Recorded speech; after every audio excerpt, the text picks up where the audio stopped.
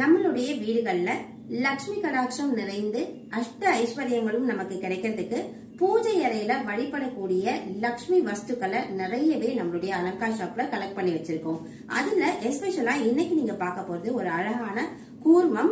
அதாவது பெருமாளும் லக்ஷ்மி தேவியும் சேர்ந்து வாசம் செய்யக்கூடிய இந்த பொருள்.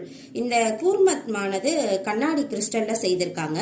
அழகா ஒரு ஜெர்மன் சில்வரோட சேர்ந்த ஒரு கண்ணாடி பிளேட் இருக்கு.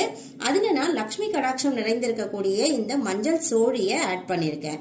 இந்த ஆமையினுடைய ரேட் வந்து பாத்தீங்கன்னா 400 ருபீஸ் வரும்.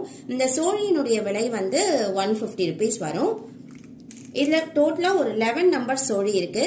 இதுல நம்ம ஏலக்காய், அப்புறம் பச்சை கற்பூரம், அந்த மாதிரி வாசனை பொருட்களை லக்ஷ்மி வஸ்துக்களையும் நம்ம பயன்படுத்தலாம்.